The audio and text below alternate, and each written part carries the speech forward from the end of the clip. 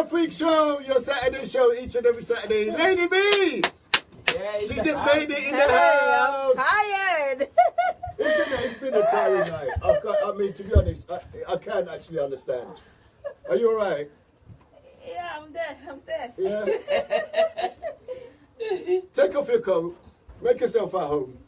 Get yourself a glass of water. Yes. Yeah? Let me just play this one song. Yeah, and that was a kwaba, by the way, to welcoming the people. Kwaba. Yeah, for the people tuning in. Listen, let's play one more song and then we're gonna go into we'll have let's get some water and hot. It's very hot. It's very hot. It's gonna be a hot show. Let me get some more chase in here. It's rain on the get some more chase in. C'est pas pour toi, c'est la danse qui est pour trôner. C'est pas pour toi, c'est la danse qui est pour trôner.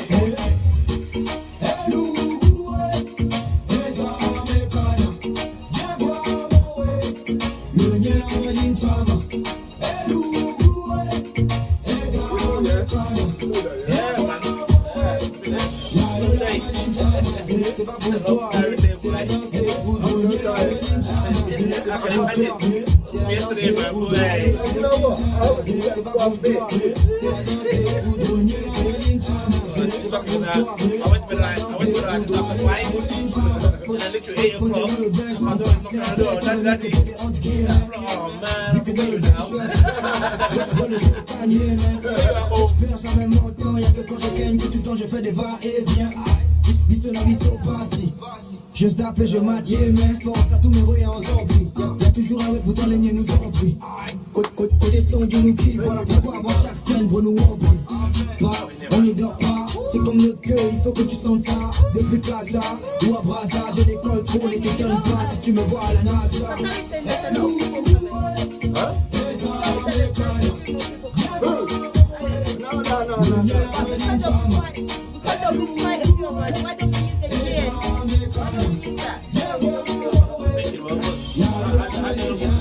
C'est pas pour toi, c'est la danse des boudons. C'est pas pour toi, c'est la danse des boudons. C'est pas pour toi, c'est pas pour toi, c'est la danse des boudons. Vaya Sabizango, interpellation dans le Yuma. Monsieur l'agent va le boire à grand.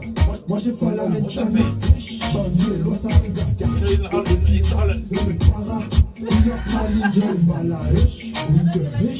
Amuse-toi, de la ligue des coupeurs. C'est le joueur. Je t'aboule. Laisse ça, c'est pas pour toi. C'est la danse des contenus.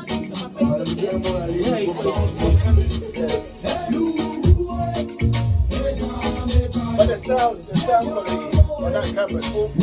Oh, this one, yeah. The sound quality. Yeah. I wonder if we just turn the camera. Oh, you try it. The sound quality is terrible. C'est pas pour toi, c'est la danse des boudonniers.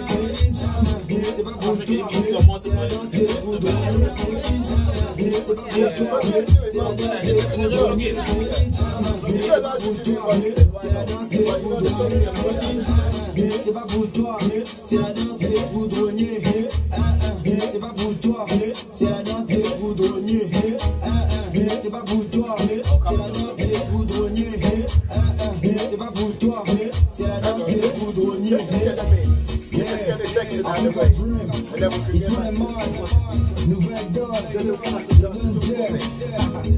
le choc, ça donne moi ça fuck up. Vaya Sabizango, c'est le mot de passe. J'ai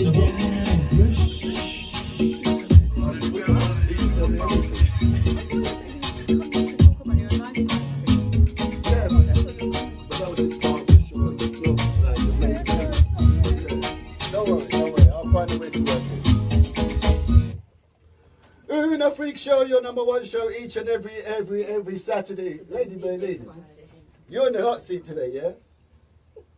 Lady Belin, come on, you're in the hot seat. Talk to them, we're live.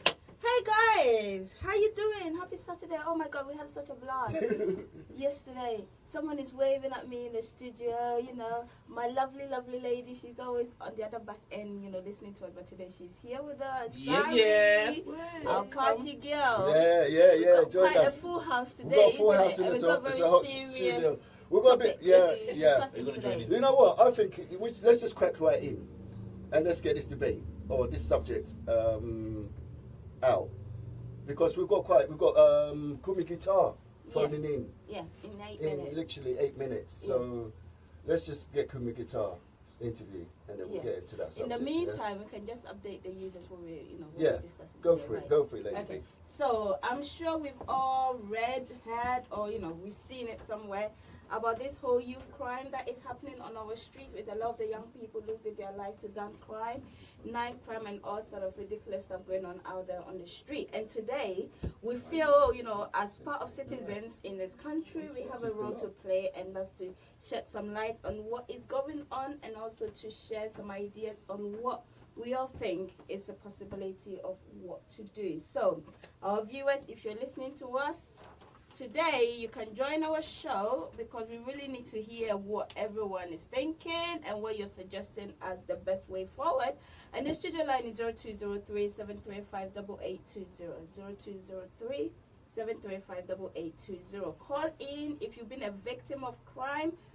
Youth crime, if you're a youth that's been in a gang before, if you're a parent that has lost a child to these youth crime out there, please feel free, come on board and share, and let's all learn and see how best to tackle this. Yeah, we've got an author that Eddie Dancer, who's actually written a book about youth violence. I know he looks at it from a different whole perspective, so I'm sure we'll get his views on it. And we've got Mr. Francis in the studio as well, who is actually a victim of knife crime. I'm sure he will be able to share his views and get some of you parents' mind on that subject. Yeah, Lady B? Yes, definitely. Yeah. Now, listen, the show is all about, we've got Kumi, obviously, also later on in the show. Let's not forget, we've got the artists with the new songs that they've sent in. Yeah. We've got a new one from Akata Stone. Okay. Yeah. We've got a new one from Akata. We've got a new one. So that's going to be another lively. Yeah, we're up and live. And also, go on. Lady B? Yes. Also, there's a lot. Kumi Guitar. Of course, Yeah. Kumi Guitar from Ghana. Yeah. Kumi Guitar from Ghana. We're going to be interviewing him. So, guys, keep it locked on the Afrik show with Lady Belin, DJ Francis, and Charlie Boy. Okay. Right. Oh, now you're going to have to get out of the hot seat, right? Because it's time for us to get off the hot seat. Now, we've been playing... where were we anyway? Now we've lost where we were in terms of music-wise. We never get lost. We never get lost. We just know we're going all around Africa. All around Africa. Let's go to Gabon.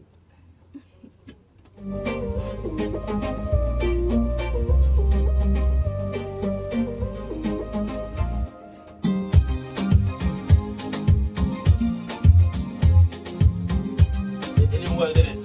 The camera. Let's just stick to that, yeah, guys. We're going to complicate them out for no reason. Okay. Eventually, when we work out a way, yeah. We want you to update the from.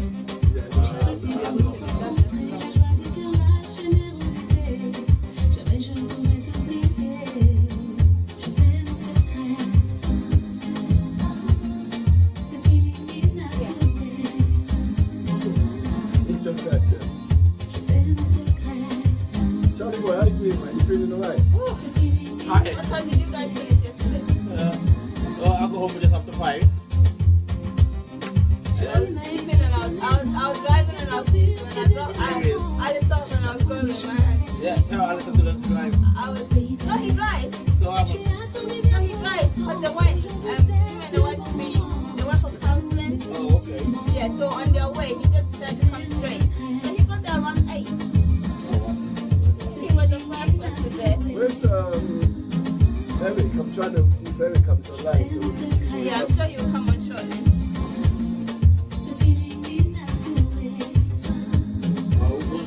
Who's coming in first? well, depends if he comes. Kumi's gonna raise in on time, then we should get Kumi on first. But if not, we get these guys on. The thing is, if we get them on there, we can't put in. Yeah, we can't put in Kumi here, so let's finish them. Either he comes on or we have to do it next week.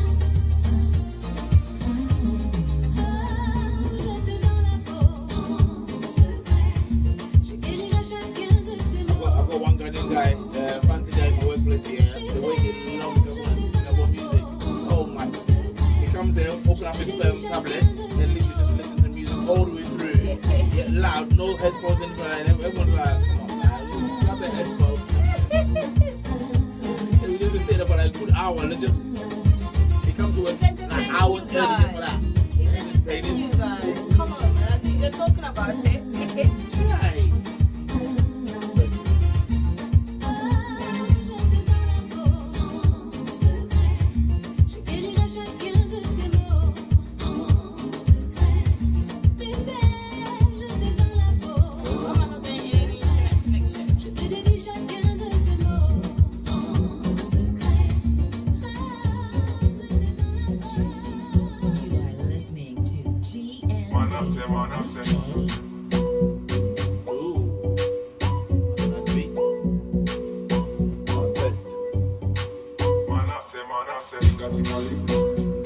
See the way she dey go down low, my world.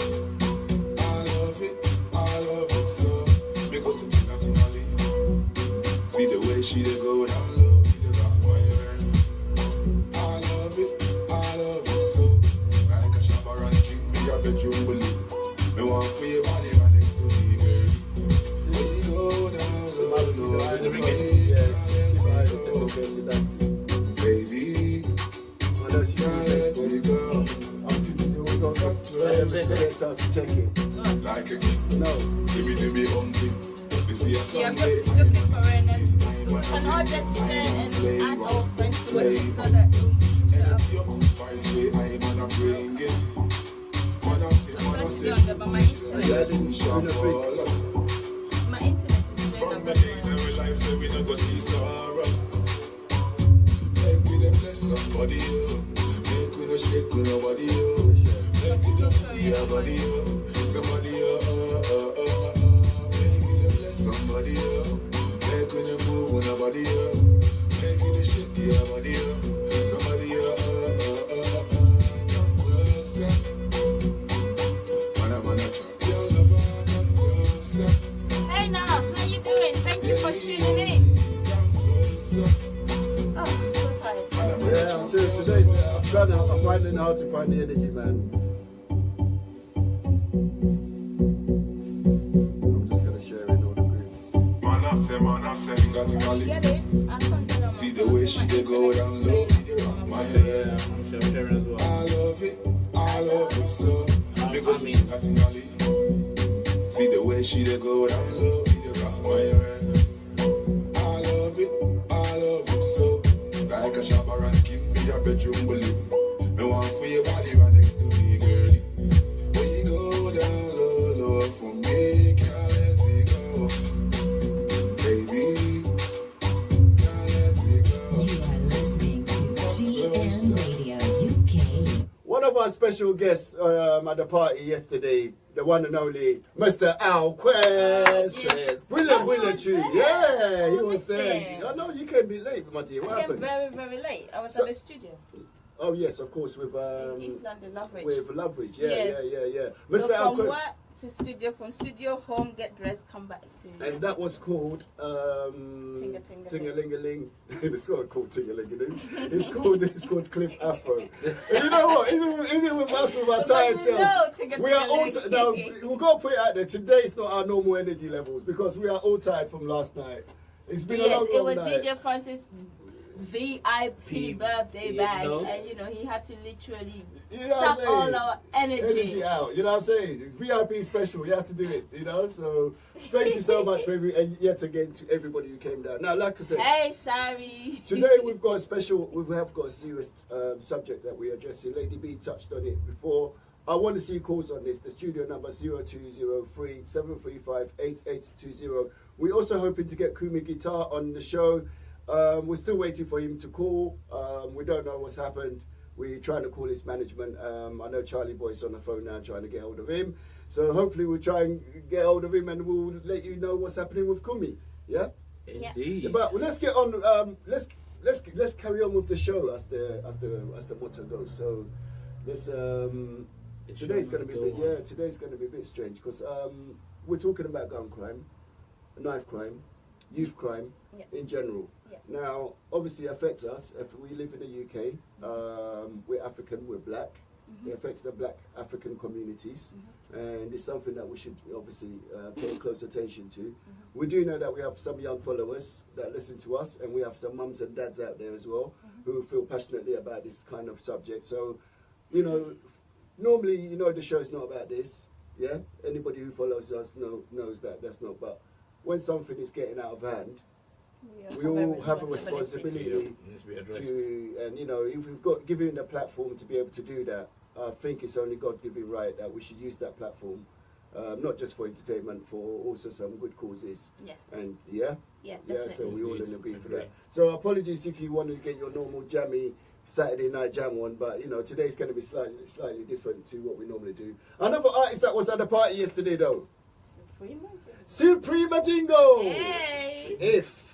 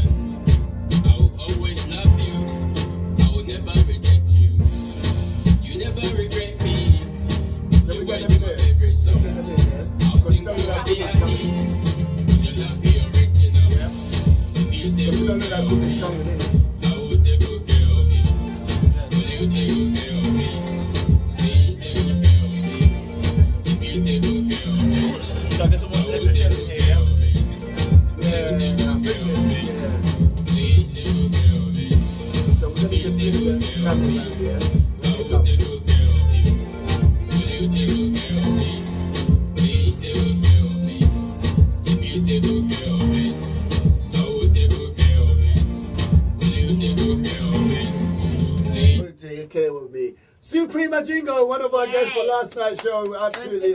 Yeah, it was brilliant to see him. It was good to see all the crowd now. I'm exhausted. Yeah. But today, like I said, we are addressing a serious subject. So, you know, again, we're not in our usual Saturday night mode because it is a serious subject. And we're still waiting for Kumi to come in, but before Kumi comes in, we've got some special guests in the studio tonight. Yes, we do. Let's give a big Afrik welcome to Eddie Danso. In the house. Absolutely. Flip the camera, Flip the camera so you can see our special guests. All you guys on Facebook, you can live. If you are listening on DAB, Eddie, welcome. Thank you. Welcome to the show. Thank you very much. We all live on DAB, Sky, across the global, to all the listeners in Africa, to US, everywhere. Everywhere. I know you came here for a serious reason. Today we've changed the show slightly a bit after my birthday, because during the birthday week, or the run up to the birthday week, those of us that live in London are quite well aware. There was a lot of gang violence and a lot of killing and unnecessary deaths and use of knives, in some cases guns. In actual fact, I can report a case I was visiting my mum in East London in the hospital because she was not feeling well. And I met a lady there, and she told me a horrific story where her son had, his girlfriend's called to pick her up from the train station. So he's picked up his girlfriend from the train station. Outside their own house, they're parking. Because they smoke cigarettes and they didn't want to go and smoke inside the house, which most kids probably don't want their parents to do, they decided to stay outside in the car and have a smoke. A car drives past. These guys then reverse back. They put their hood on and then start shooting at them. Wow. Just started shooting at them, random. Wow. They know the guys from nowhere. They don't know why. Randomly just started firing at them. And this woman was absolutely devastated. I met her in East London. This didn't get in the news. It didn't get in the news because the poor, because the child didn't die. Do you see what I mean? And this brought it all back home. And I said, look, in a freak show, yes, we do great things. Everybody loves the entertainment value. Everybody loves the entertainment factor. But every now and then, like I said, if we've got the power and the means to be able to do something and bring awareness to the community, I think we should use it. So for those of you listening, and this is why we're here, and this is why Eddie's coming to the studio. Obviously, he's going to be talking about his book as well, I hope. I'm going to be talking about my book. Yeah. The title is very, very powerful. It's actually called London is Bleeding. Wow. It's sort of self-explanatory. I don't really have to explain it. But the reason why I wanted to come in today is, as black people, we need to stop looking at the police and white people. This is our problem. Case in point. A Russian spy and his daughter gets poisoned. Yes. A week later, the government finds 45 million to set up a chemical lab. Yeah. No. Just think about it deeply. Yeah. A white guy, the daughter, get poisoned, 45 million is found. Wow. Our kids have been dying from their dot. Now, I speak about this topic passionately because my brother was stabbed to death in Battersea over 30 years ago. So this is something I'm very passionate about. If you're going to sit there and think Theresa and the people are going to sit in the House of Commons and make rules that's going to make your kids' life better, you're having a bubble. It is a joke. You're having a bubble. I'm going to pass you over to my friend and good colleague and a brother, Francis Arcus, who's actually been a victim of knife crime. Now, we've got another guy in the studio. Sorry, I didn't introduce Francis because it's my namesake and I didn't want people to get confused with DJ Francis and Francis. Mr. Francis Arcus, welcome to the Inner Freak Show, by the way. Let's give him a Thank you for having me. Thank you. Listen, you've got a story and a half to tell. Oh, absolutely. I mean, thank God I'm here to tell the story. Amen to that. As you mentioned, not many victims who are alive are able to tell the story. Absolutely. But obviously I'm here for a reason. I'm alive for a reason. And I'm here to tell my story. So where do I begin? I mean, where does one begin? Where do you begin? I mean, what is your story? Well, I was stabbed in the abdomen on New Year's Day, 2005. Okay. At a New Year's party in Curtin Road. So Curtin Road. Just behind City of London Police That's right, Station. yeah. So a place called the Lime Bar. I know the Lime Bar too. There you go. So, being a DJ, I should really. Exactly. So, it was just a normal night. Everybody was having a good time. New Year's. I'm not really a drinker, so I'm always having my wits about me and so on, because I know how people like to get a little too excited and so on. Simple thing, a fight broke out. This guy was talking to this girl. The girl wasn't having it. The girl threw water on the guy. Okay, that's normal things happening in clubs. Indeed. So he thought, okay, well, you're throwing something at me. I'm going to fight you like a guy. She obviously had some friends, male friends, who intervened on her behalf.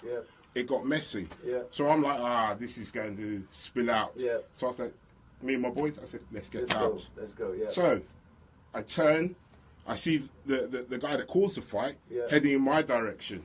So I'm like, you know what, this is nothing to do with me. I was here having a good time. I turned, put my arms out, I made my merry way. At that moment in time, you know when they say you see your life flash in front of you? Of course, yes. So I was 31 at the time. Yeah. I literally saw a Polaroid moment from year 1 to year 31. Sorry to cut you, just for the listeners and the people that might not understand. I mean, because there's a lot of parents. Yeah. And this is And I have to get this to African parents out there. Sure. A lot of the African parents have never been to nightclubs. Well, so they tell you. I'm going to tell you. So they tell you. A lot of them spend their time at the churches. That's their nightclub. The church. That's it. Yeah, True, the mosque. true. So what are you telling them about fire spilling out? Yeah. Tell it It's foreign. It's foreign to them. Absolutely. And this is why I'm so glad that you can come in and tell the story, so we can get some some perspective to it. Exactly. So you can imagine, I turned literally 31 years flashed in front of me, and I felt at that moment in time I thought I had a bad stitch, and that was the pain. And then I opened my shirt, and I could see blood pouring through. I had the handkerchief, and I said, you know what, I've got to keep calm. I called my boys, I said, look, I've been stabbed. They're like, what are you talking about? I opened my shirt. Oh my God. And they see the blood flow was happening. I'm there with a handkerchief, holding it. Now, fortunately for me, I knew exactly what was going on. I'm a scientist. Of course, yes. So my 9 to 5, I work in pharmaceutical companies. Imagine that they were going to take away a scientist's life. Now imagine that. Praise be to God. Anybody who don't believe in God, you know what? This be a lesson to there all you of go. So I knew I had to be calm. Yeah. Because it's when you're panicking, blood is stemming through, etc., etc. So I did all of that. Yeah. Called the police. Yeah. They came in. They were like, okay, what's happened? The first thing they asked me, not am I all right? Yeah. Do you work here? You know what? We're going to get onto the police in a minute. Because you know what? You've touched on a really important subject. I'm going to bring Sari in here. Sari, you know me and you, we've been out from, from yonder as ravers and raving. We never had these issues, did we? No. We've never had issues. No, I mean, things have definitely changed from how it used to be when we used to go out. Yeah. As a young lady, just looking at what's going on now, I just thank God that things were much better back in the days. I mean, we used to go out, it's not advisable for anybody to do this now, but we weren't driving, but we always met people, we got on with people outside, and we were able to get home safely. There was a certain element of respect to it, right? That's it. Listen, Charlie boy, what are you saying about this? Because this is some serious stuff, and I want people to call. People listening at home, the number, please, Lady B. 0203 735 8820. 0203 735 8820. This is a serious subject. We want you to get involved. We're supposed to have Kumi Guitar on the show. I don't think he's calling in today. We might later, yeah? The timing might just we might be just the wrong timing. But 1 hour. Yeah, of course, yes. And we might have the timing wrong. I'm going to play a quick song. Just to liven up the show a bit, because you know what, we're on a serious subject, but we've got to keep it light, all the same. This is a new track. Okay, now, before we actually get there, I've got just, thank you for coming in, by the way. Every week, we play songs that get sent to us. From all around the world, or from all around Africa, actually. We do get them from all around the world, but we only play the African ones. How to make sense. Yeah. So, we've got a guy called Lippy. Yeah, Lippy. He's got a song featuring K Bangit. It is called X Girl. Hey. Now, in all fairness, right? I didn't get a chance to really have a listen to all the songs properly this week because of the party. I was a bit, but excited. Yeah, but I listened to it. I like this one. K Bangit, X Girl. Afrik show, your number 1 show with Lady Belin, Charlie Boy, and DJ Francis. Yeah, indeed. She want to follow me everywhere that I go. I know what I know. Don't me tell her say make she forgo my ex-girlfriend. She want to follow me anywhere that I go. I know what I know. But don't be me tell her say make she forgo. I find that so interesting. Now she dey cry. I was gonna say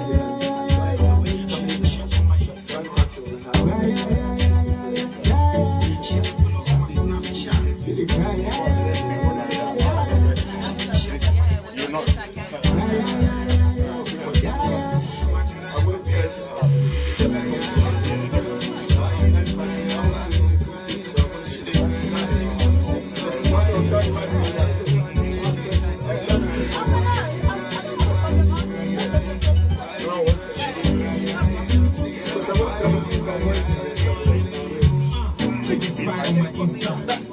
Screenshots on my picture. You know me, man. Checking out the it's been a long time, man. I'm on it for a second. I went to Holland for a while. Okay. Yeah. I get that a lot now. People are looking for you. And I'm hiding from them, you know? I'm hiding from them.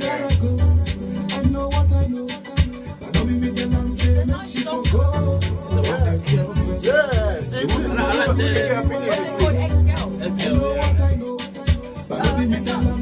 It's called ex-girl. Now she dey cry,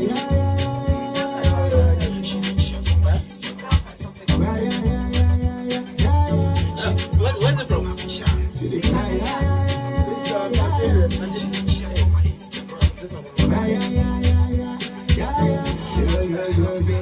She used to tell me, say, no feel handle. When I was in love, she just did run low. Let the door my hustle and left go. She left go. Now I'm so much of them. It's the biggie one.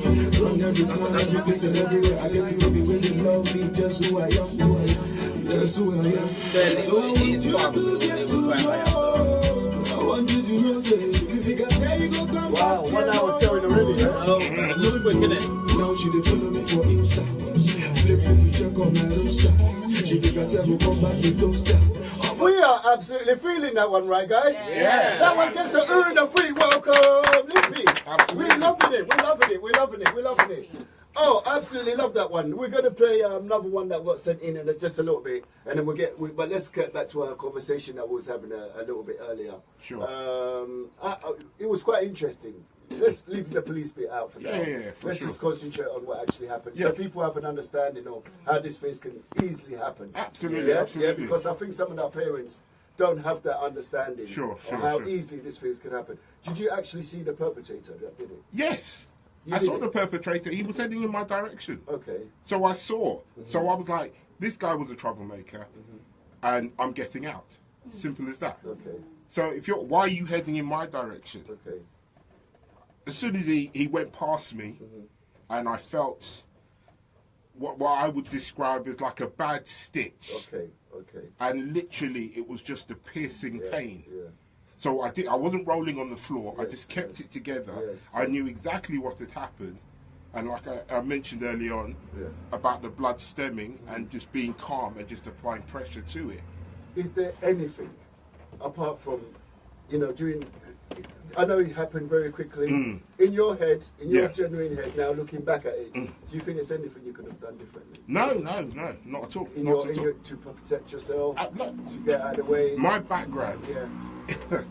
Eddie will know. Yeah. I've been training since I was the age of 13. Yeah. So I have a full contact martial art background. Right. I've been in very dangerous Yeah, situations, yeah. so I know how to Yeah, look to after look after myself. yourself, right. So I know how to get out of crowded places. Sure, so sure. in fact, it was years of training that essentially Made saved you me. calm you down, yeah. It calmed me Yeah. down, and not only it made me maneuver through crowds with no problems. But I maneuvered. I realised something had happened. I said, "This is very serious. Let me just keep my composure and notify my boys, and then that's it." Yeah. Not only was I stabbed, but the DJ was also stabbed as well. So it was a group of boys who were under the guise of having a good time. Came out with knives. Yeah, came out with knives. Lady B.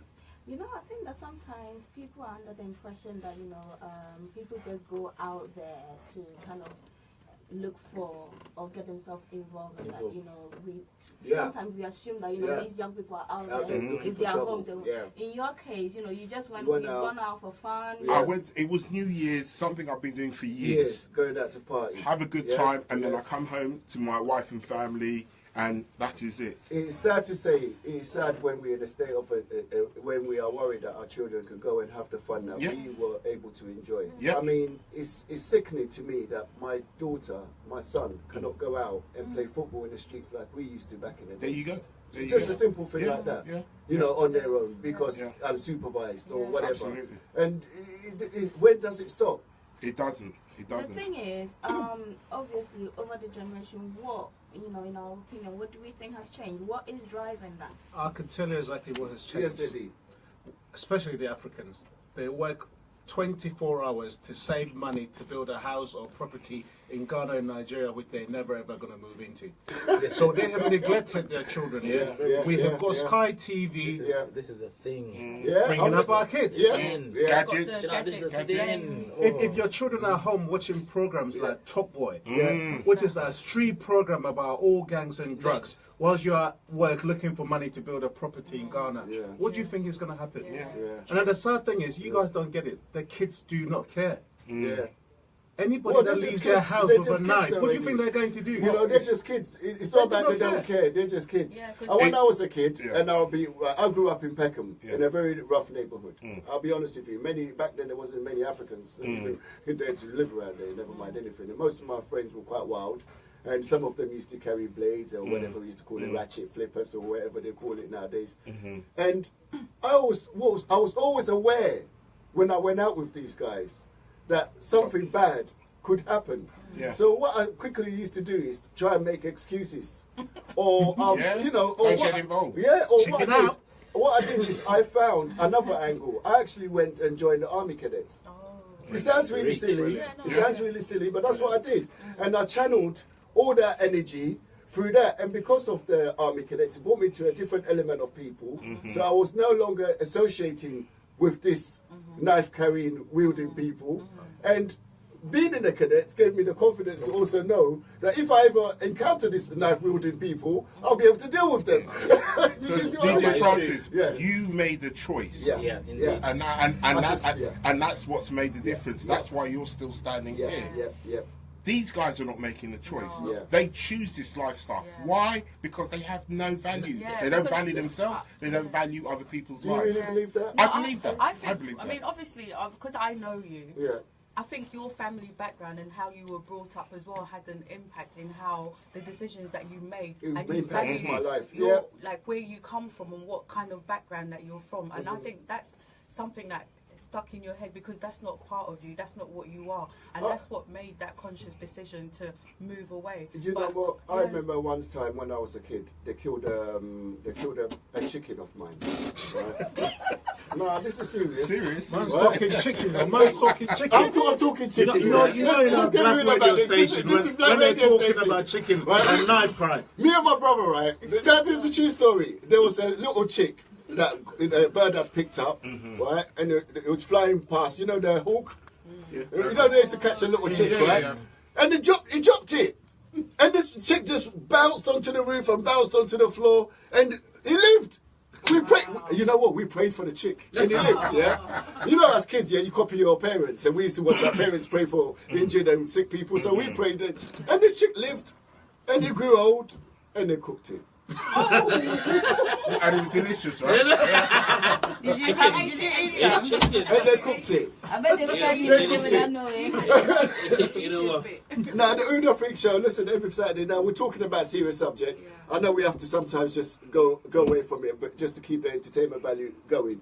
But getting back onto that subject. So let's take it back to, I know you're reliving the night, you must relive it many a times, but we're just trying to get people educated and aware of how these things happen. So you've been stabbed, you go to your friends, you tell them that you've been stabbed. Obviously the next calls they're going to call the authorities, right? What was their reaction? I'm sure we can't say expletives here. Okay. Needless to say, they were like, "What is gone on?" They were like, "How? And why you?" I said, "Look, I don't know." Needless to say, police arrived. About 20 minutes later, despite being behind City of London Police Station. Oh my God. So they arrived. They're not asking how am I doing, whatever. Were you working on the door? It's the first thing. They look at his side. Yeah, they see my side. I'm a big guy. But look, I was in a pinstripe blazer, jeans, loafers. Which part of me is working? But it was the assumption. So fine, you go with your assumption, no problem. Just get me in the ambulance. Oh no, I think we should lay you down. And I said, no, I'm going to walk into this ambulance. I want to let people know that I'm managing, I'm containing this situation. I walked into the ambulance. I was rushed to Royal London. New Year's Day, New Year's Eve, New Year's night is synonymous for stabbings and shootings. SO19, the armed police force, were already at the Royal London because there were 4 shootings that night. Wow. And there were several stabbings. I was one of many people that New Year's night. Do you know what? There's people that listen to us in Tanzania, in Kenya, in Gabon, all over Africa. You must be going, what planet are these people living on? You know. What where do you guys live? Are you sure you're in London? Abrochi? Every African want to come to London. Is this really happening in the UK? Absolutely. Here's happening in the UK. I tell you what. Yeah. A few years ago, 92 I believe, I jumped on the bus and I saw this kid came sat all the way next to me at the back of the bag, and he took out a knife. Yeah. Took out a knife, a long 9-inch knife, and he was looking at me. Crazy. I swear, I was about 10 years older than the guy, but I went straight to him and said, "Uncle, please, good evening, can I get out?" And that's why I'm here to tell the story. Because he took the knife out with intent, looked at me meaningfully, like this guy wants to do damage. So I said, "Uncle, please, good evening, can I get out?" Do you see, and this is, any parents out there, look, please forgive us because we're not trying to scare you. We don't, this is not about scaremongering. It's about education. How to stay alive. It's about, and by understanding how quick this things escalate. There's a gentleman here, Mr. Francis, for those of you listening, who's just gone out by himself on a night out with his friends, sorry, I beg your pardon, for New Year's Eve with no intention. You weren't carrying a weapon. I was wearing a pink strip. He was wearing a pink strip. He was wearing a pink strip. With a blazer. That's it. He was wearing a pink strip. Dressed to impress. Dressed to impress like a hot gentleman, you know what I mean? Celebrating Gentleman with good credit. And he goes out and he gets stabbed through a fight that had absolutely nothing to do with you. Yeah.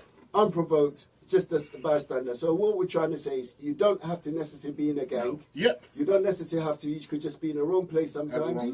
At the wrong time. And these things can happen. So what we're trying to stop is not so much the actions, we're not trying to say.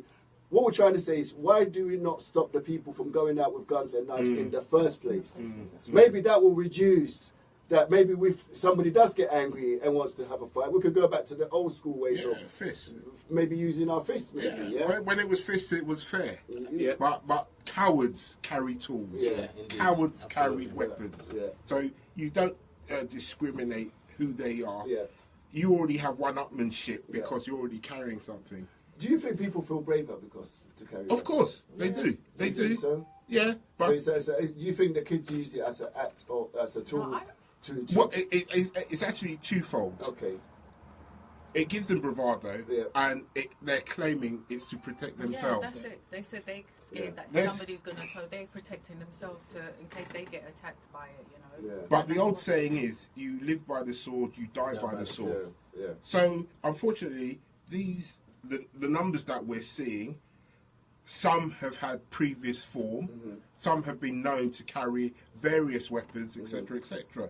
So, unfortunately, it's not a surprise that it's almost come full circle. But when it happens to your average Joe Blogs, I've never been in trouble with the police. They've never come to knock on my door for what? So imagine I'm laid up at the Royal London. They're pumping me with morphine and yada yada yada, and all the surgical team are there. And again, I mentioned SO19, everything and everything, and they're saying this is like the Wild Wild West. And I said, hey, no, this is not the Wild Wild West. I said, I was just simply at the wrong place at the wrong time.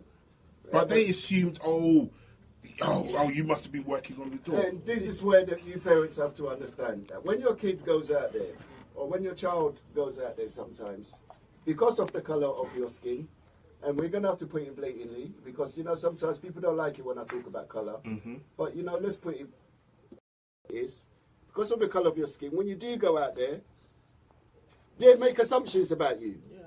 If you're wearing a baseball cap, for instance, they can presume that you're in a street gang or, not because of fashion.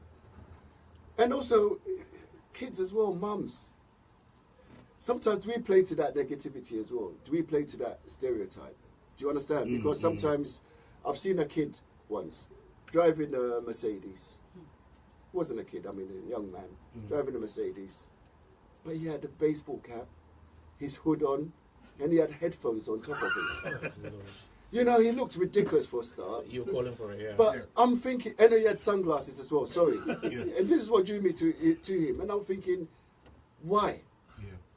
Why? Why draw that unnecessary attention to yourself?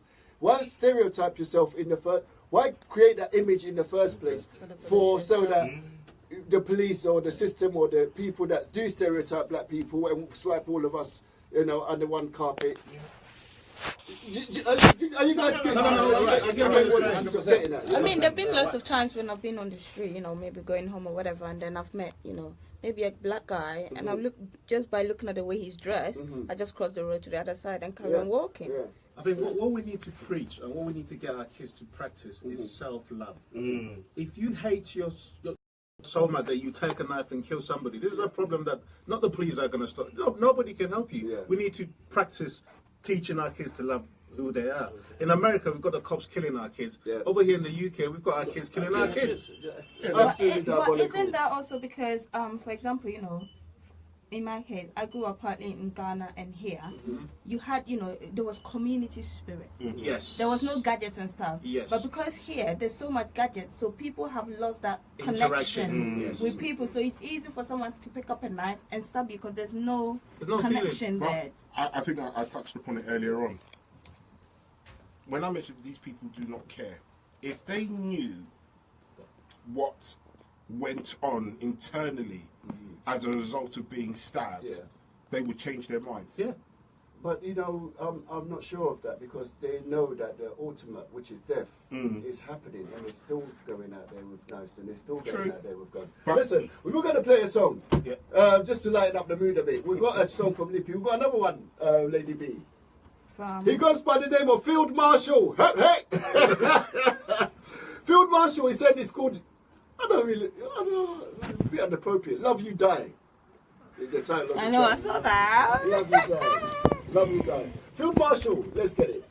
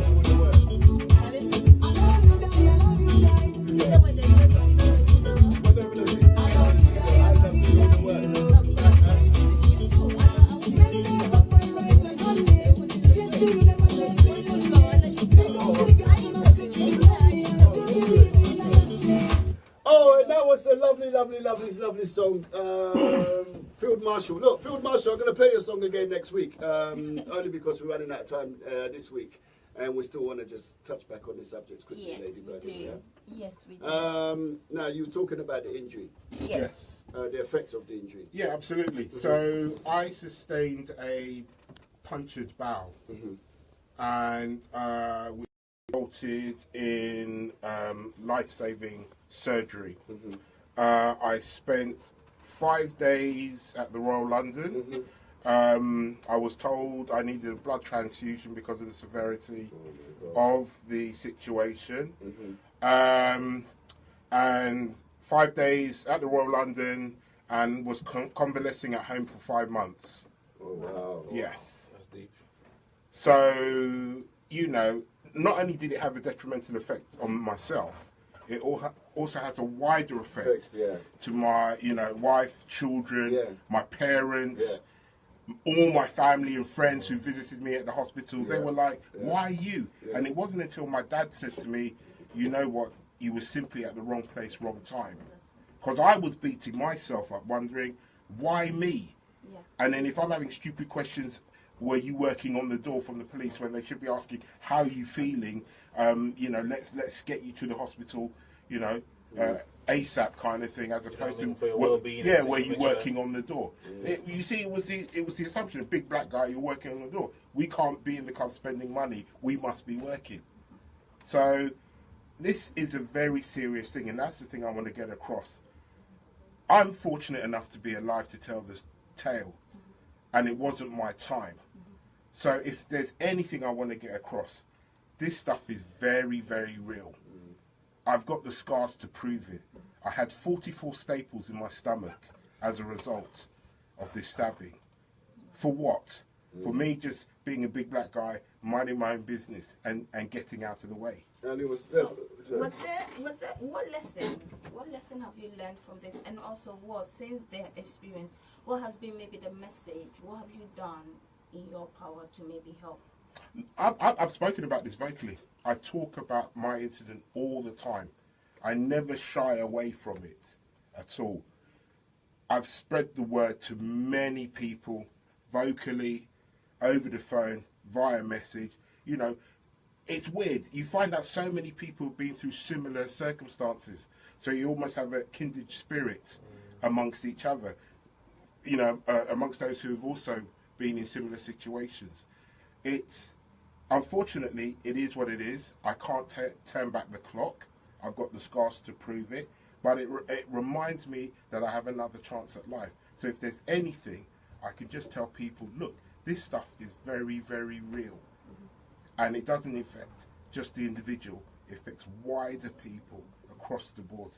So the message really that we need to get out to people, to parents, I think it's not so much of the violence that took place itself, because violence will always partake, but more the use of weapons. Absolutely. When the kids are going out. So whether it be a gun or whether it be a knife. Yeah. Now, what would you suggest, Eddie? I was going to say, parents? Well, obviously I've got 4 kids. They're all boys. So I'm very worried. Okay. What you have to do now is invest time in your kids. Okay. It starts at home.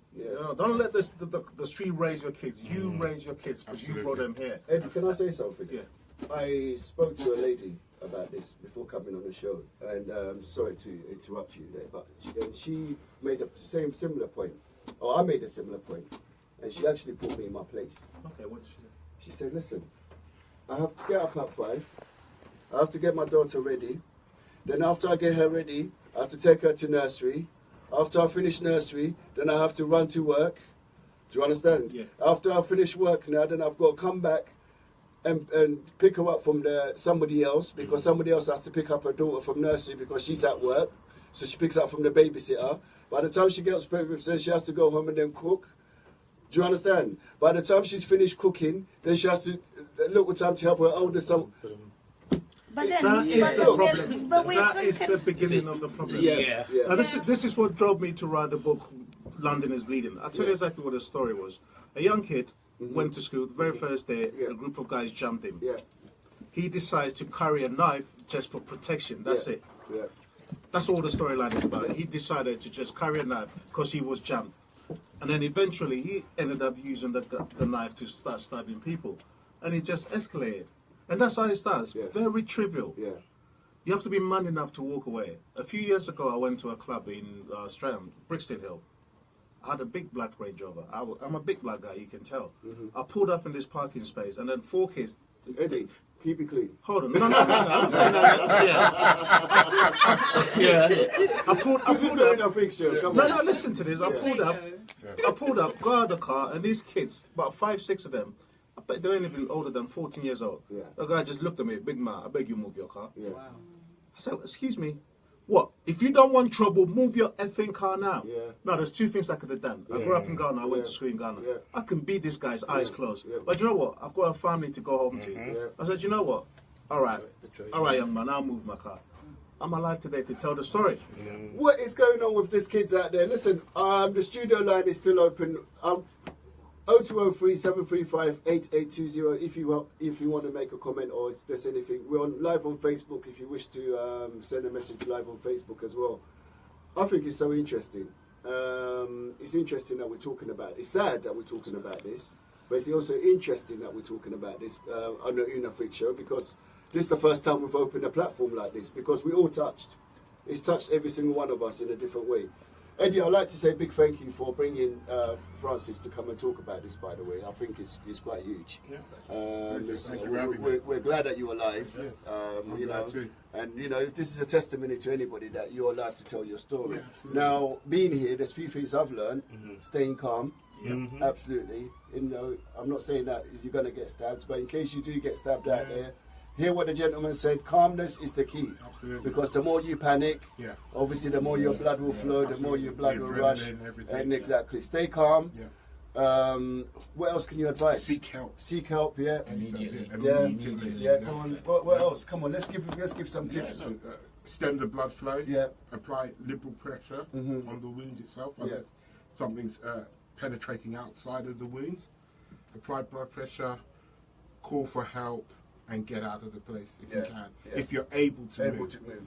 And just make sure you have the right people and around now, you. when the police obviously were interrogating you, I call it interrogation because I know they didn't come there to ask you. Oh no, of course it was. When they were interrogating you, any advice that you can, because obviously you're wounded, you're hurt. How did you stay calm? And did you stay calm? Be honest. No, I actually lost it with CID. Because you would. So So I just come out of surgery. I was still high on the anaesthetic and so on. And they asked me in the evening, would I like to press charges? And I said, I'm here. Hang on a minute. They said what? Yeah. You've just been stabbed. Yes. And then you get asked, would you like to press charges? No, I'll take them off for a drink. Now, hang on a minute. This is where the police are very, very, very, very biased. There you go. Very, very biased. Because I remember being in a club with a group of white guys, right? One of them actually hit this other guy first. So this other guy retaliated. And when the police come, they didn't just say, would you like to press charges? They pressed charges. They took it on themselves to press charges against the other, without finding out the whole story. So, because you're black, they decided to do what? Asked me. And I said, I lost it. And I said, you think I'm here working on my tan or for the fun of it? I was stabbed in the abdomen. I needed emergency surgery. So, of course, I'm effing going to press charges. Now do we understand why we have so much mistrust for the police? Absolutely. Now do you understand why the community is in such a disarray? And why we need to do it for ourselves? And this is where parents, you have to be listening to this. You can't rely on the teacher, the police, the system to be doing this for us. We have to be raising our kids ourselves. Right? Yes. Lady B feels, you know what? Lady B always says that we should open an Afrik show for this kind of subject. And time after time I always say, oh no, let's keep it entertainment. But this subject here, I don't care. Forget the music tonight, people. We're sticking on to it. We're gonna crack on with this because I think it's so important that you parents out there, I'm not even addressing the kids. It's the parents we're addressing. Search your kids. Absolutely. Definitely. Go in their room sometimes. Have a look to see what they've got in there. If they have a room. No, spot check them. Where they sleeping? No, spot check them. Spot check them. Yeah, but you have to. You gotta get fully involved with their phones. Listen, I mean, if you get modern technology now, people are getting onto now. There's so many apps that you can actually use. Where you can actually check on your children where they are. What they are actually doing. You know, there's a system and everything in place. All you need is literally just go on there. If you don't know, just ask. You know what I mean? It's very, very important that you know where the children are. Take the phones away from them, whatever it is that they're using to stay in tune with people, communicating, doing all their bad stuff. Because you're the one that ultimately most times are paying for whatever it is that they have. That's a really good point, and we're going to talk about that. We're going to talk about that next, actually, because I think that's another thing that we should address: the communication, the music. and the whole culture behind the gangs and the whole postcode thing. I'm going to share a story with you about the whole postcode thing. Just before coming on, obviously doing a bit of research, somebody else rang me, and what he told me about postcode was absolutely incredible. But before that, we've got another brand new one from my man Akata Stone. And you know what? How convenient. I'm going to dedicate this to you, Mr. Francis. Arcus. Francis Arcus. You know what's called, Mr. Arcus? God. I no good die.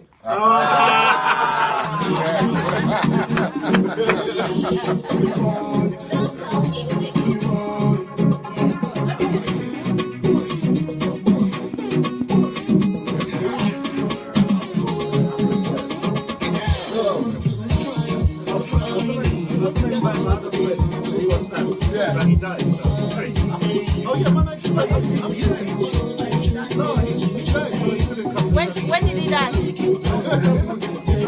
When did he die? Oh, yeah. And you didn't know, you found out today. Yeah. When you mentioned Amigret, you know why I told you Amigret? I was going to say to you, I was going to say, I'm going to do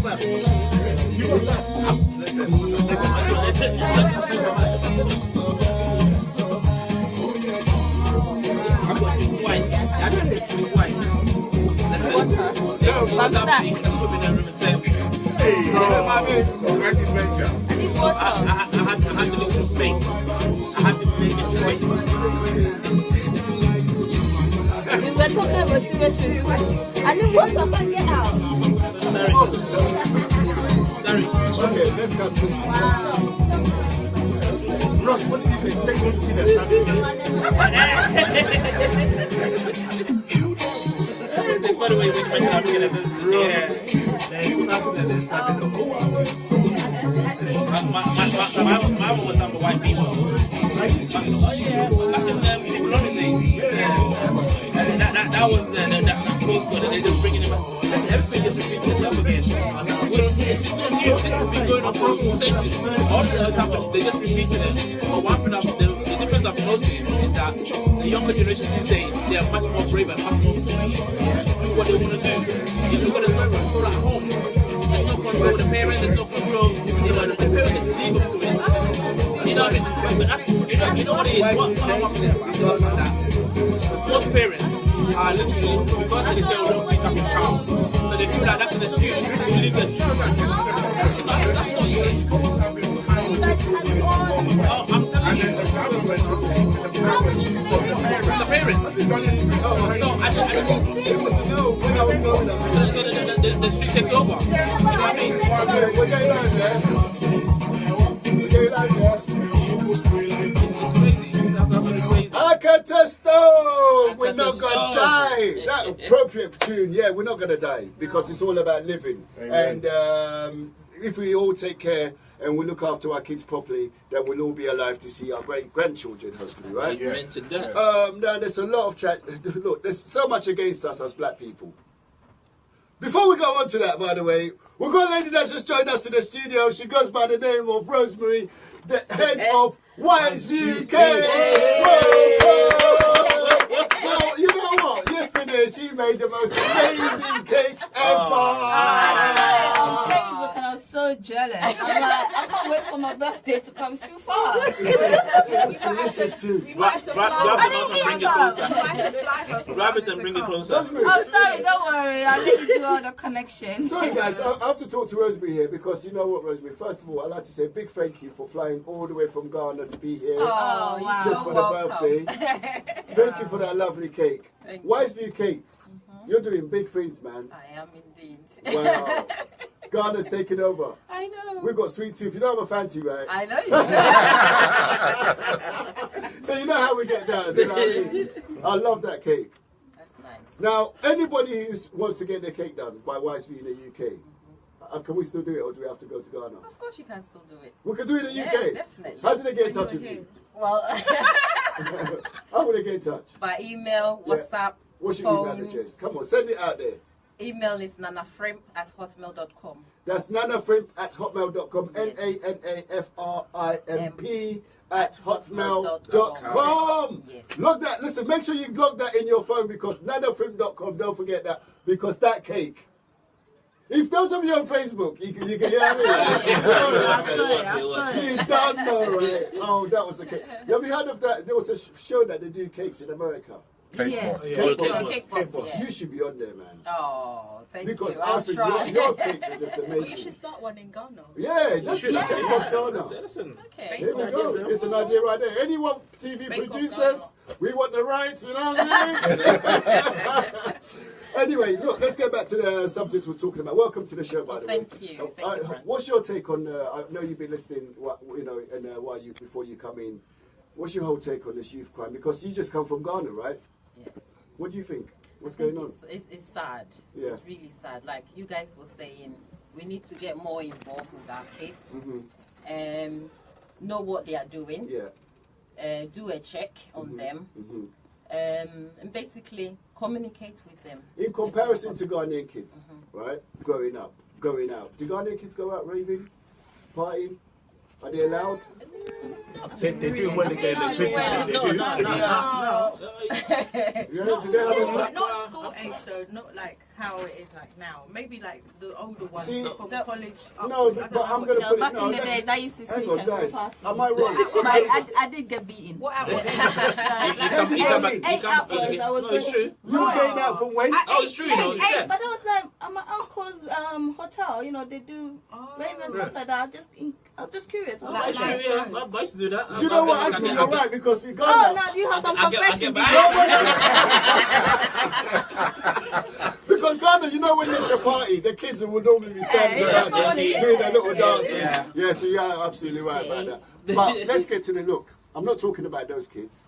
I'm not even talking about so much. Obviously, the kids at school now carry knives and guns. But a lot of the deaths seems to be around the 16, 17, 18, 19, up to the 25 mark. You know, this is when we're losing our young men. Now, the saddest part is being a dad. Everybody knows the trauma, like how hard it is to raise any child.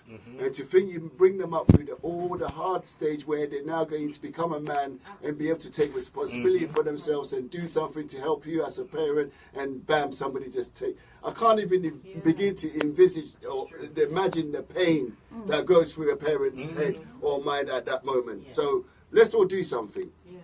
I want us to be able to give advice to all the parents out there. What can they do to protect their kids? What can they do to stop their kids from carrying knives? What can they do? Do you see what I mean? Yeah. Collectively, I'm sure, Eddie, come on, you're the author here. Yeah, you know I can talk for days. Yeah. This is what they have to do. First and foremost, talk to your kids and identify what it is that they're good at. My oldest son is 14 years old and he loves football. He's been in the academy system for like 7 years. Okay. What have I done? I have found out where Adebayo lives. I've taken my son to Adebayo's house to take photo with a real life footballer. Wow. I've taken him to a training ground where Frank Lampard was to take a photo with Frank Lampard. As far as my son is concerned, he is very focused. He knows what he wants to do. Yeah. There's no way. I'm not saying touching wood. He's got no idea the intention to go carry a knife because he's focused. Yeah. He's seen all these superstars, and it's in his head. That's what he wants to do. You need to identify their strengths and find out what they want to do, and if possible, find role models. Okay, so I'm going to get back to the argument that a lot of black women, especially black. I'm going to go to black men in a minute because there's a lot of useless black men out there. I'm going to put it out there straight because there's a lot of fathers out there that are not taking their. They're not fathers. They're sperm donors. They're not fathers. There's a lot of them out there, and I find it really frustrating that we allow this thing to carry on generation after generation, and we're not addressing it. Dads out there, when was the last time? If there's any dads out there listening, I challenge you. When was the last time you had a one-to-one with your child? And actually sat down and listened, because African home, the adult talk, the child shuts up. You don't have an opinion. Some dads out there haven't even seen their children for over 20 years. Yeah. This is the kind of things I'm talking about. I'm not saying, like, not in a bad way or nothing. Yeah, we've got to also be real that there's issues here, and sometimes the fathers are not able to get in contact with their children because the women do not allow the men to have contact. Yes, Sorry, great point. I agree. That's a very good point. But as far as I'm concerned, as a father, no matter what, you will do everything. Listen, what I've been through, especially with my first child, I went through we went there, and eventually I got right. But I literally had to. I struggled, and I made it happen. It's what you fight for. If you don't fight for it, you're not gonna get it. And your You child can't won't just sit back. respect you. Exactly. They will not respect you. And Fight for them. that's what it's all about. Yeah. Getting that respect from that child. Do you know what I mean? And how especially the way they're going to be formed in future. Charlie. Yeah, you put it out there, and you put yourself out there, proving that, as a father, I'm doing the best I can. Charlie, yeah, for you. I applaud you for that, but I'm going to tell you, raising a child is hard work. And a lot of people shun away from any kind of hard work, yeah? So let's not try and, and I'll take your point. But then again, because you do have fathers that didn't have fathers. Yes. You see, so now we're demanding something from them that they don't have to give. Yeah. Well, how do we deal with that in the black community? I think, Francis, we have to put a lot of emphasis on the mothers. Okay. I can speak about my wife, Vida. I can speak about Frederica. I can speak about Yvonne. I can speak about Charlotte. This is the circle I roll with. And they do over and beyond when it comes to their kids. Absolutely, yeah. But my wife woke up early this morning to take Ryan's tuition in Slough. Right. Came back to cook for them. Yes. I cook as well. Yes. I'm just saying it depends on the mums as well. Yeah. If you love your child, you'll do anything and everything for them. And if you love your child enough, sometimes I feel as a mother as well, you should be able to have the empathy to be able to give going back to the point Sari made, to allow the father to come into their child's life and play that role, because one woman cannot especially with the boys, especially some of the boys as well, even with some of the girls, it's very important. And this is we have got some men as well out there doing it by themselves, so let's not try and it takes two. We're not male bashing. That's the reality. This is not a male bashing exercise. We just want to save our kids. We want to save our kids, Can I ask something? Because I'm sure everyone here is a parent, and hopefully you have teenagers. Yes. From your own personal experience, what have you done? We can go maybe. What have you done to make sure maybe when your child is going out there, one, they are safe, and two, they are not going to go and harm somebody also? Starting with Charlie Boy. No, it goes start from basics. Personally, their phones are very important to me. And whatever activities happen there, I mean, we could actually sit in a room and I'll be like, okay, who are you chatting with? How like, what are you on? You're on Snapchat, you're on WhatsApp, you're on any other new app that I see. I'm like, no, delete that. Hang on, sorry. Well, I've just got a text message, Charlie. Hang on, let me just read it out. Story you told says something about the role of a black man. Where was the man? I think it would be good to say something about the role of dads, on how good dads are and how dads can make a difference. I'm trying to make sense of it, but I think what the person is trying to say is we should be talking about, what. Hang on a minute. Yes. We just got that Dead Buddies manager's just texting as well, so it's all going off today. But look, dads have to play a role in this. Absolutely. Mums have to play a role in this. But as a community, we have to play a role in this. Now, going back to the question that Lady Belin posed, and I'm going to just answer mine quickly. And I'm only running because we're running out of time really quickly. Personally, I didn't trust the system. I didn't trust the authorities. I didn't trust the police. I didn't trust. So, collectively, me and my wife, we made a conscious decision to raise our children ourselves and take them through a private education, because we didn't even trust the normal system, because I knew there were going to be a failure to my child unless we invested financially to educate our child ourselves. Yeah, because I'm not being funny. I believe it all starts from school. Our children are being failed at school level, at primary school level. In fact, it goes back to nursery level. I'm going to put it out there, because when our kids go to this nursery, the way they are treated differently to some of the other peers, the way they are stereotyped, it starts from there. So we should, as community, this is the thing that I'm really trying to get at. As parents, we have to take responsibility for our kids. We have to stop saying, it's down to the authorities to do stop and search. Somebody was telling me today we need more stop and search, and I said, are you crazy? Have I not had enough of bloody Bob Jones searching me every minute? I don't want more stop and search. I want you to tell your son, where are you going? Why have you got a big bulge in your pocket, son? Get involved. Son, can you take out that big bulge so I can have a look to see what it is? And I hope it's not something else, you know what I mean? But you know what I'm saying? But at the end of the day, you need to be able to investigate. Why have you got that big jacket on? It's middle of summer. Yeah, it's not cold. Do you understand what I'm saying? Man's not hot. Why are you wearing a big coat when you're not hot? Do you understand what I mean? Simple little things like that. Go into their room sometimes. Go check their internet. Check to see what they're doing. But you know, sometimes I feel like with the African parents, sometimes I feel like we don't really want to own up to who our children really are. We assume them to be something else. I love it like cook food because that's the next subject. You know what? Let's play PM. We have to bring up PM, by the way, people. Yep. He was in the house yesterday. Yeah, man. Nice one. Make your mind there. Wow. Brilliant. You know things go when it comes to love. I'm a refugee, and now you're killing me softly. Who would have thought I could talk all soft? Hard guy didn't really give up. Now look at me, buying a dozen red roses, taking selfies, making silly poses. When I lay around you, I'm comfortable. That's my rating, they look a lot more probable. Looking at you, looking at me. Funny how I found myself calling you. And you know we say you be my king. You know be nothing, baby, you just got me thinking. Charlie Leslie is helplessly sinking. Deeply in the among the others, it be you I chose. I'd rather never take you to the next level with those. I won't make you see that on my hey,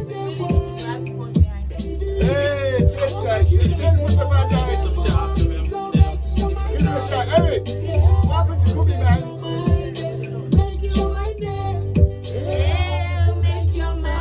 Charlie, baby, I just want to love you with the lights on. I just don't want to see all of you right wrong. I want to love you crazy. I want to love you transparently. I don't want to see you wake up with no makeup. If only say I don't love you when you know makeup. You know they like the other girls, them they wear fake up. Double DB, double D, they see what I mean. You know the double D, they make sense. I said, I want you to know why when I want to stick to me, baby, I just want to they just push me. So, like, literally, everywhere went black. Yeah, and I'm like, and literally all I saw was pitch white. And when I was going, I could see the dirt and with them, all the bicycles and everything. I was like, oh my god, I was walking at the time. I was struggling. Let's get back on that. Pitch white. And I walked in this place for your life. Sorry guys, because of time constraints, we're gonna cut this on to make sure today. You ready, yeah? I'm gonna go live. If you ever leave, I'll go die. So make your mind up. One of the guys, sorry, I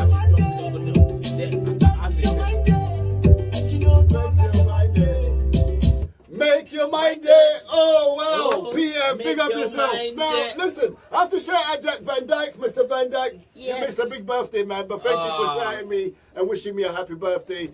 Eric, my man, we're still looking for Kumi next week, yeah?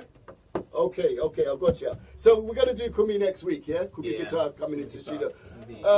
Those of you who have joined the Afrik show, Facebook and also live, it's a bit strangely different today because we, as a community, we've come together to address a very, very serious subject, which is youth violence and youth crime that's happening on the streets of UK.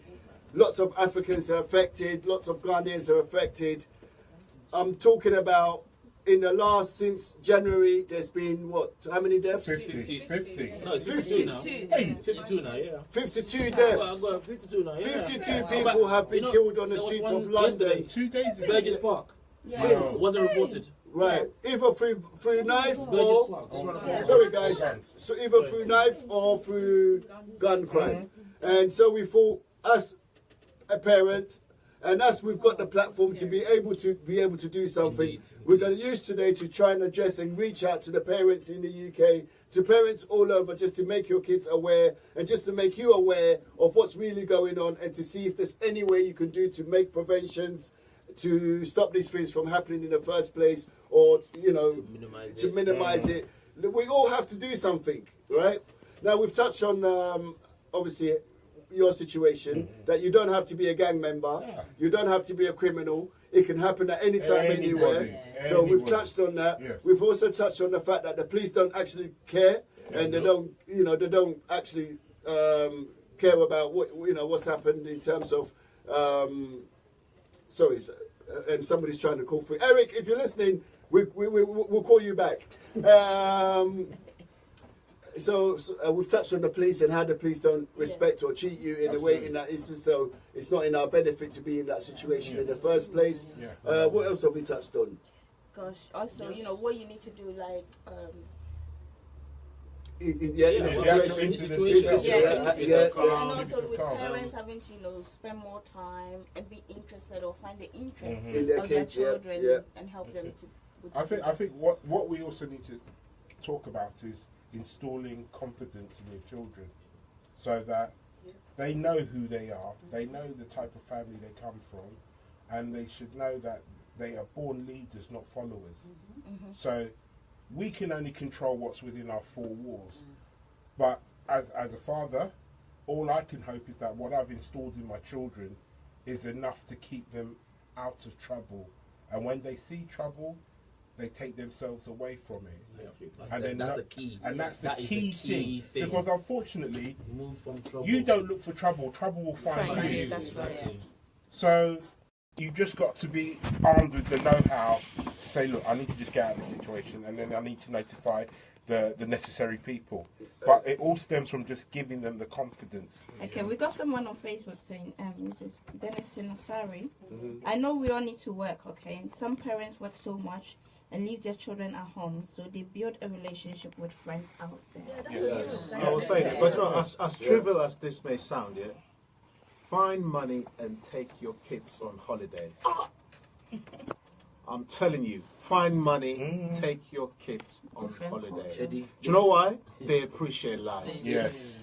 And they learn different cultures and different things. This is one thing though, the white people, honestly, are literally making a point blank.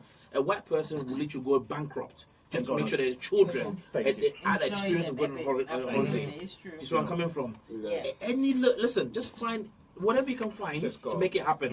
Make it happen. Because when they get out of the country, we'll discuss about 75% of youth these days have never traveled out of the country. They don't even have a passport. You guys say you're talking about travelling as well.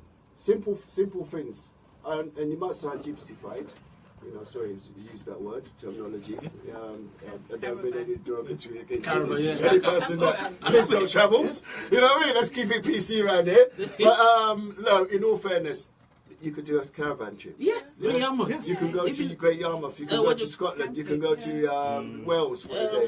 You don't even have to go. You don't have to go as far as. I went to West Brom on Tuesday with the family. Spent the night there. Came back on Wednesday.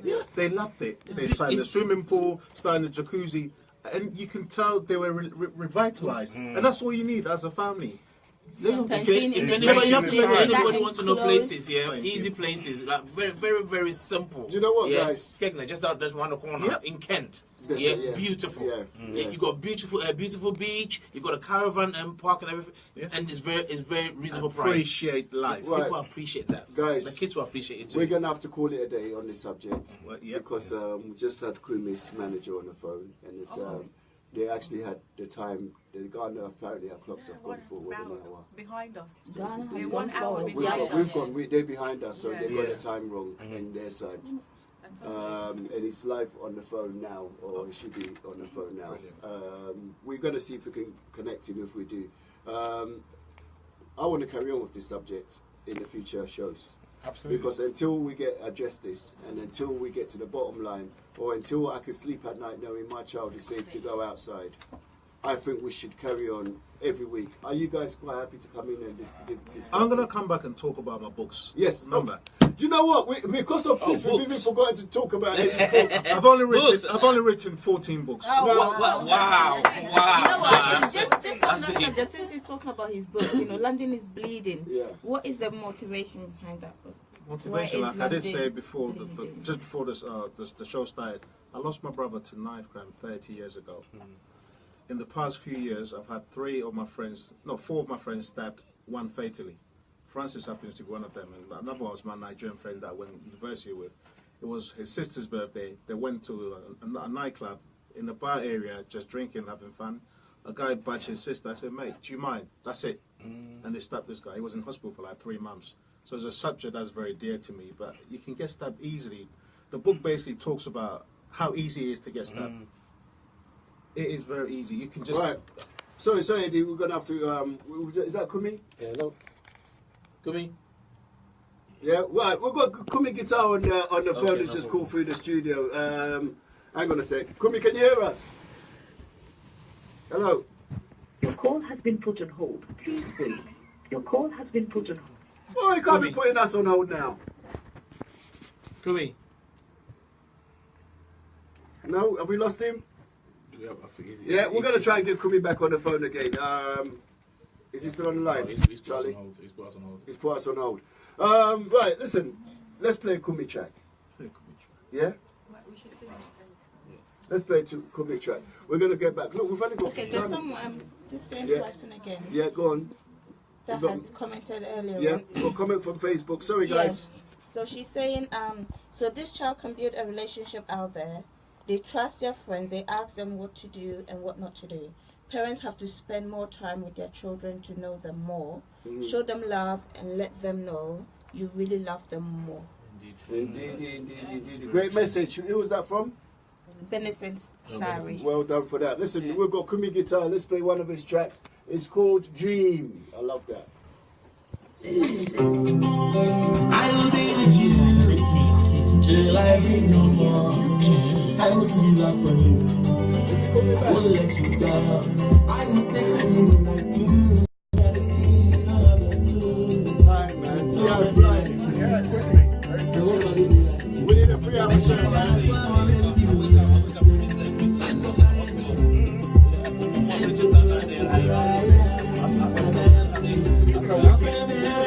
know what? I knew the people that did it. Yeah, I know one point. Yeah. You know what I mean? I thought myself, am I going to be chasing after these people? And then I'm going to have myself killed.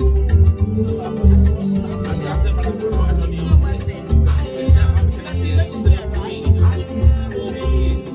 my life, literally from being like skinny boy to being one of the most fearsome. I was fierce.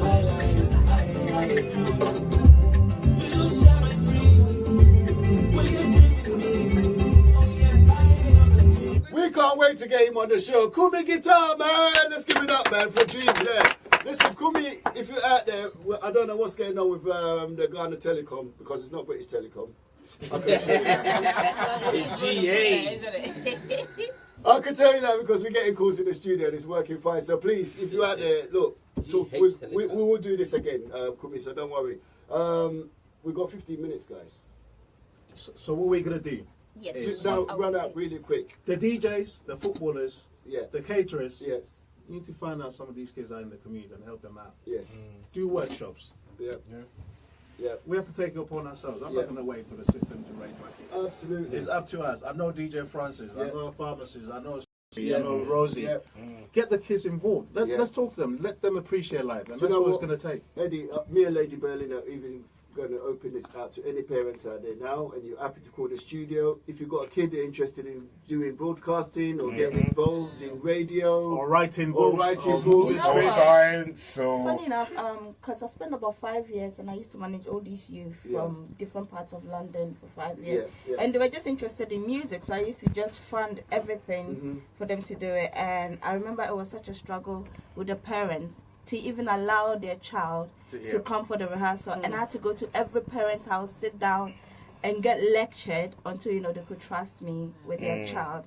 But then again, I remember they were doing a concert, organizing a concert, and I emailed, I think the Mayor of London or something, their office, and they came back and they said to me, because the event was happening not in the city of London, so they were not that much interested. So I said, wait, hold on.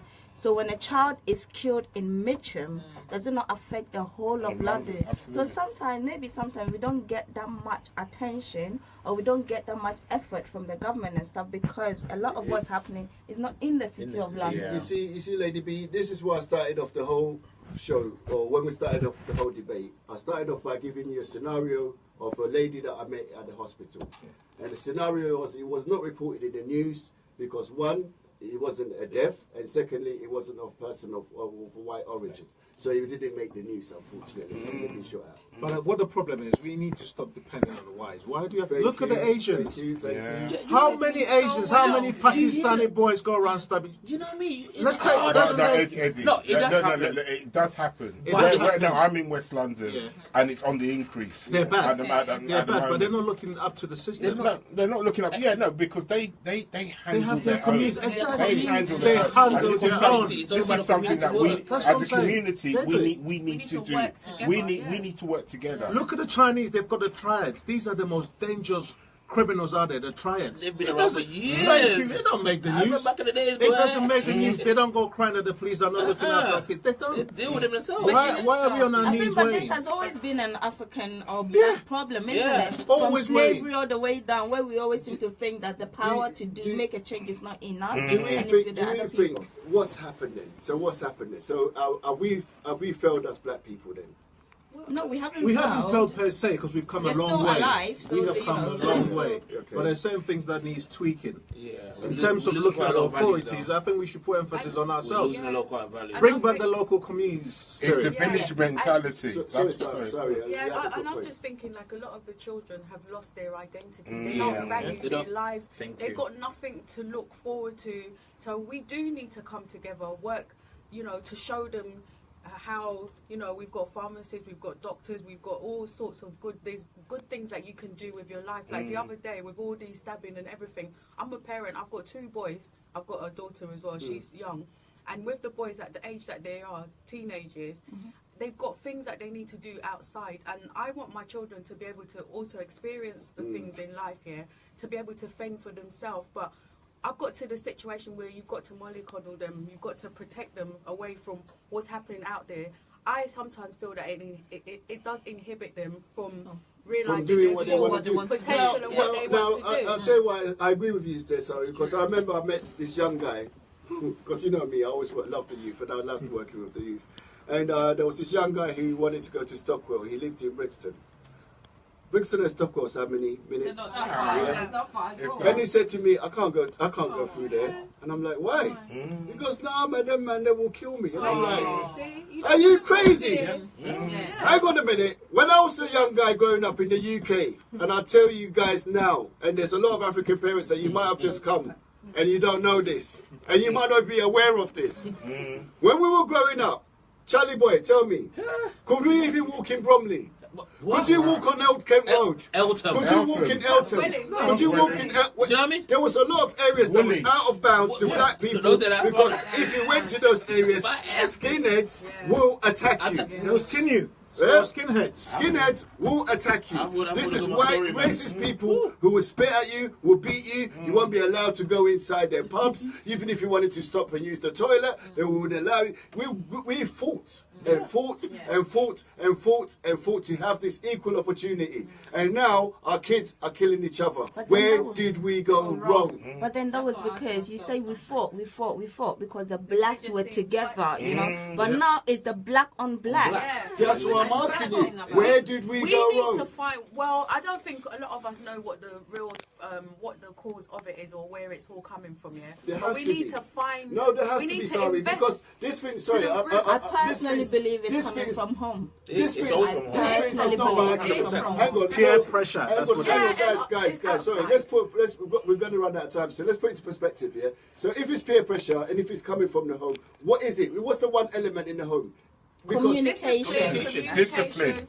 Being able to understand and trying to impart some of the knowledge or what the skills that you've learned in life here to be able to get on when you come to conflict, how you manage it to empower them to be able to be their own person. I think that's what we need to be able to focus and put onto our children. It's not easy to do. It's hard because some people might not naturally be that assertive. They might not be the way to, not to conform to what everybody else is doing, and they fall victim to it, I'm going through things with my child, and every day, all I want to do is to make sure that they go out, come home safely, and I don't want that because they're going to come home late and they're going to get stabbed or something's going to happen to stop them from doing something that they're good at. Are we giving up to fear? door. Are we giving up? Fear's a big problem. It's a problem. It's a big problem. So we are giving up to fear. No, we're not. Francis, what we have to do is take it back to Africa. It takes a village to raise a child. Absolutely. But then it also goes back to what I said earlier on about installing confidence in that particular child. You've touched what on are the parents, what are the parents telling their children at home? Okay, do you know what? I'll give you an example. When all this stabbing started and then it got to 48 or whatever, I just called. I'm not perfect because at the moment it's a bit, hard. I called them and I said to them, do you know what? You guys are not going out anymore. Like there's going to be changes. They're like, oh, what? Listen, are you hearing about all these deaths and things that are happening? It could be at a party. You could be going to football, going here. So I can't just let you go anywhere if it's not necessary, Or I have to be able to know where you are at every time you call him, and even calling. I'm even scared that if my child pulls out a phone to call or whatever, somebody's going to go and mug you or whatever to take what you've got. It is hard. We need to find out what the root cause is, and then we need to start tackling it. And then we need to get into the minds of these children, They need to be renewed. They transform their thinking to be able to be the people that we want them to be in society. And I tell my children, I said to my them on holidays. Holidays, you've got children, they go on holidays. I actually said to my child, what do you want your life to be like? I want to hear it from you. How do you envision? You said, I want to have a good life. What does a good life mean? So I had to break it down. Do you want to get good education, get the nice house, drive, do all these things, They need to visualize. We have actually run out of time. I can't. Well done, sorry. I can't talk a lot. I can't believe it. It's good. No. Be free. This has been the most different Afrik show ever. Now, before we go, because it's not done yet, I'd like to invite Eddie back onto the show. The reason why I'm asking you back at Mr. Danso is because you've written some amazing books. I've read one of them, Cockney Zulu. Absolutely hilarious.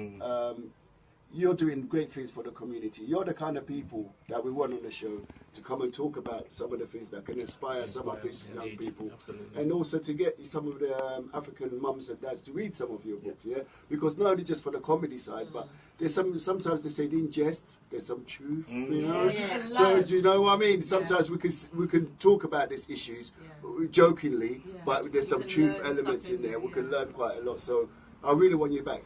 I will definitely come back, and I want to touch on something quickly.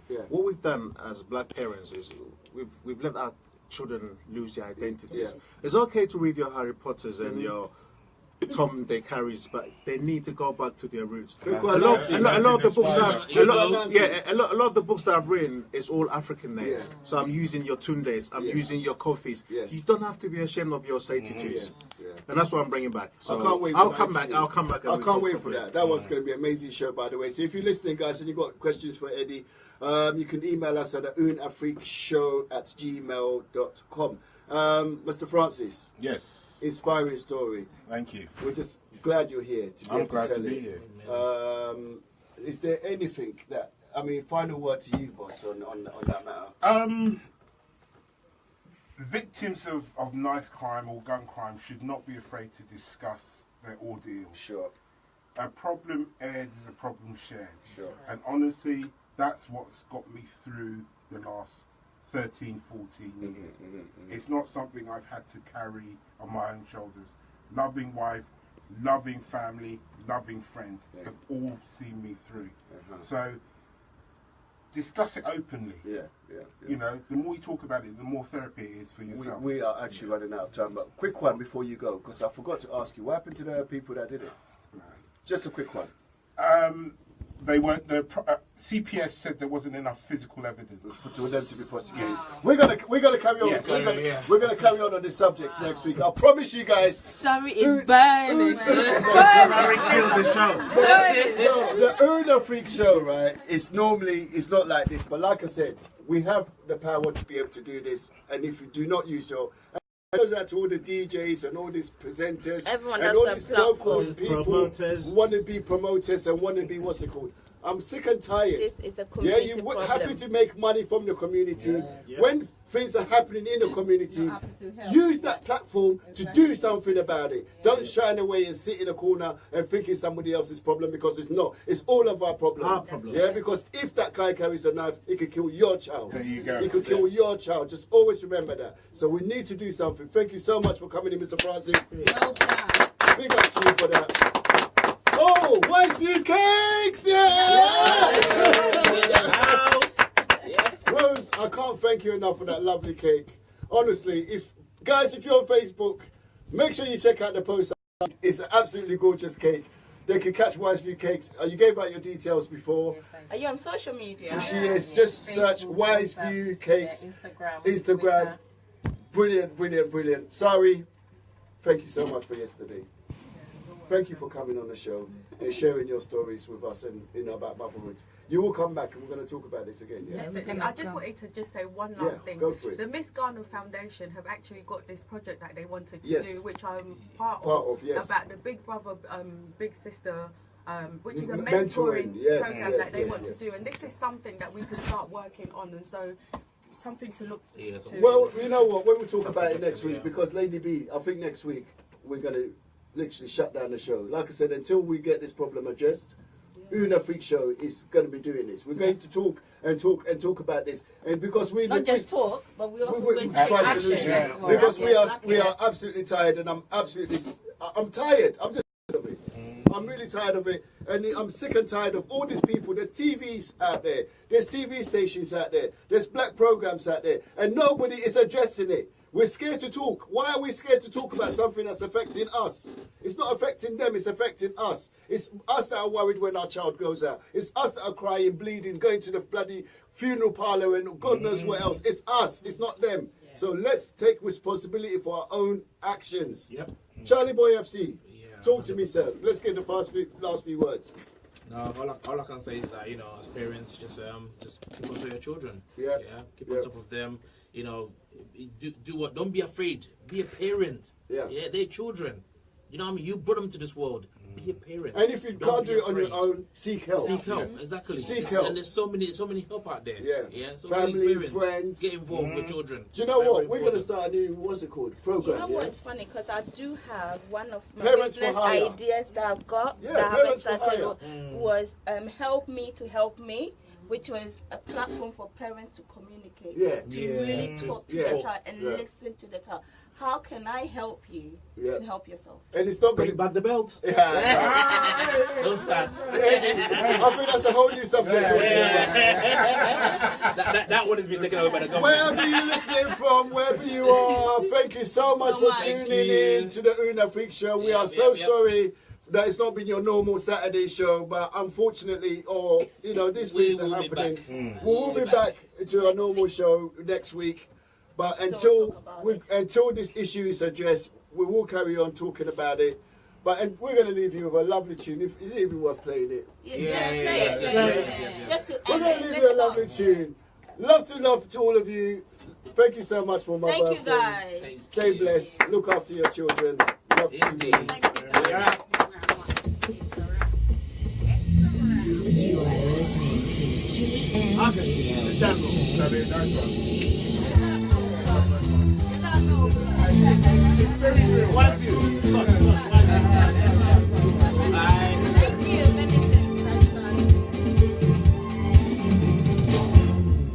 DJ Francis and Lady Belin. Una Freak Show. Lady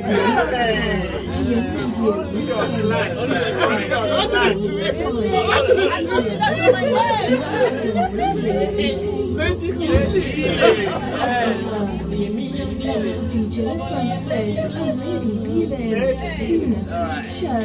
One Africa. GN Radio UK. Sky 0185.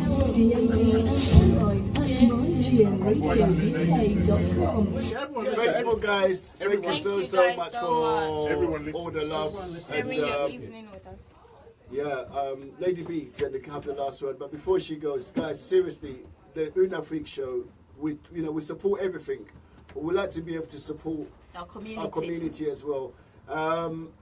Eric, if you're tuning in and you're listening, Kumi Guitar, you're on next week, my man, because I don't know what happened to the phone lines. For some reason, we picked up and we couldn't hear you. So make sure that we get you on for next week. So next week, obviously we're one hour ahead of them. So when we start at 10, you need to call in at 9:30. If not, things are gonna roll on. So next week we're all here for you. But guys, thank you so much for spending your Saturday evening with us. You know, we're here to help to build a community, and anything that's affecting the community is affecting all of us, and whatever we can do in our power to make a difference, that's what we're here for, and that's what today's show is all about. And we're going to obviously keep driving it until we do see a change. Raising up a child is the responsibility of the community, not the government. So whatever you are, what are you doing in your own little small way to make a difference, to make sure that young child there is safe and is protected? That's what it's all about. So thank you. Have a lovely evening, Sunday, and we see ourselves next week on the Afrik show on GN Radio. Yeah, that's your Charlie boy. Yeah, a change will be made. Yeah, it has to start from us. Yeah, the parents, the community, we're all going to get involved and make this happen. Yeah, a change will be made. Thank you and have a wonderful weekend. God bless. Yes, man.